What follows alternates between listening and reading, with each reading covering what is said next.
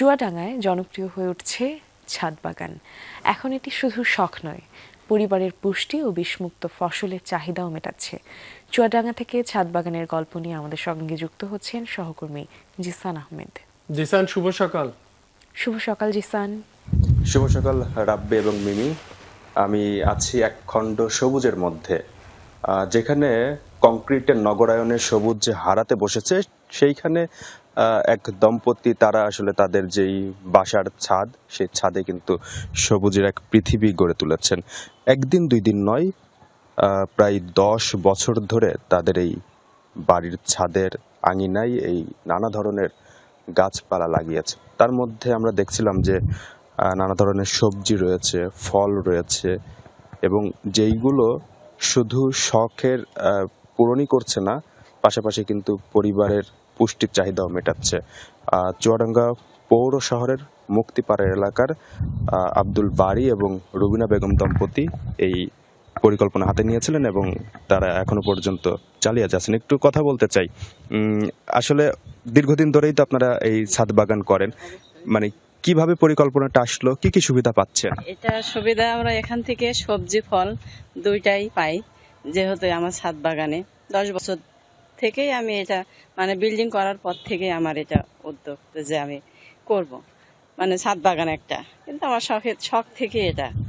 পরবর্তীতে এখানে আমার সবজি গাছ আছে, সব সবজি মানে সবজির চাহিদা পূর্ণ হয় এবং ফলেরও চাহিদা, যেমন ফল আছে, সবেদা আছে, 12 মাস লেবু, কাগজি লেবু, তারপরে মালটা, পেয়ারা, কলা গাছও আছে, নতুন নতুন আইটেম অনেক, তেজপাতা, গরম মশলা, এই যে মানে আনার আছে, সব রকম। ড্রাগন তো আমরা 12 মাসই খাই, ড্রাগন বাসা থেকে চাহিদা পূর্ণ হয় সবসময়। যে ড্রাগন আছে, ড্রাগন 12 মাসই থাকে আমার ছাদে। সেক্ষেত্রে আসলে এখন তো বাজারে আমরা যেটাই কিনতে চাই না কেন, বিষের একটা থাকে, রাসায়নিক দ্রব্য মেশানো হয়। সেই জায়গা থেকে তো আপনি আসলে নিশ্চিত হচ্ছেন, এবং আপনি কি কি জিনিস ব্যবহার করছেন, কি কি উপকার পাচ্ছেন পরিবারে?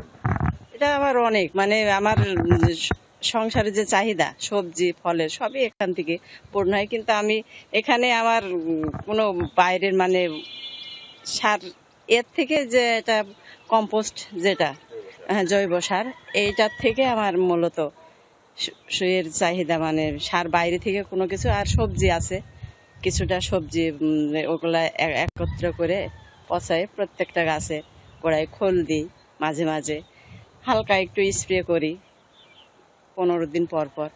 এটাই আমার। সেক্ষেত্রে তো আসলে নিরাপদ সবজি, তারপর ফলের চাহিদা আপনি পূরণ করতে পারছেন।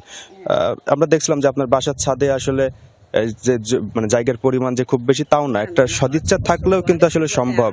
সেক্ষেত্রে কোনো মেসেজ আছে কিনা মানে অন্যান্য মানুষের প্রতি? হ্যাঁ, মানুষ যাদের বাসায় মানে বড় বড় ছাদ, যাদের ফেলে না রেখে, তারা প্রত্যেকটা বাসায় ছাদে একটা ছাদ বাগান করতেই পারে।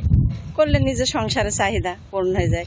আমরা আর কি করি, মহিলারা তো সবসময় যাই হোক একটু সংসারের পাশাপাশি যদি ছাদ বাগানে আসি, এই যে গাছের পরিচর্যা করলে নিজের মনটাও ভালো থাকে এবং নিজের মানে সংসারের যে একটা চাহিদা ফলের একদম টাটকা, এটা পূর্ণ হয় এবং কোনো রাসায়নিক দ্রব্য ছাড়াই আমরা একটা অথেন্টিক নিজের এর থেকে ফল পাই। এটা আমাদের প্রত্যেকটা মহিলার যদি এমন ছাদ, এক টুকরা ছাদ থাকলে যেটাই হোক, হ্যাঁ সবজি, হ্যাঁ যেটা, যেমন এই যে আমার এক টুকরো মানে কিছুই না, তাই না? এই যে কলমি শাক আছে, কচু শাকও আমার ছাদে হয়, কলাও আছে, মানে সব কিছুই আমার এখান থেকে আমি পাই। হ্যাঁ, মিমি এবং রাব্বি শুনছিলেন যে আসলে শুধুমাত্র যে জায়গার সমস্যা কিংবা অন্যান্য সমস্যা কিন্তু এই বাধা হয়ে দাঁড়াতে পারে না যখন সদিচ্ছা থাকে, এবং সেই সদিচ্ছা থেকেই এই ছাদই যে এক খণ্ড সবুজ ভূখণ্ড হয়ে উঠতে পারে সেটির প্রমাণ এবং সেটির উদাহরণই তিনি দিচ্ছিলেন। তো এইভাবে সবাই যদি এগিয়ে আসে, আমরা কিন্তু আসলে সবুজ এক সময় যে হারানোর ভীতি আছে, আশঙ্কা আছে, সেটি কিন্তু আর থাকবে না। এমনটাই প্রত্যাশা আমাদেরও। জিসান, আপনাকে অনেক ধন্যবাদ, আপনি জানাচ্ছিলেন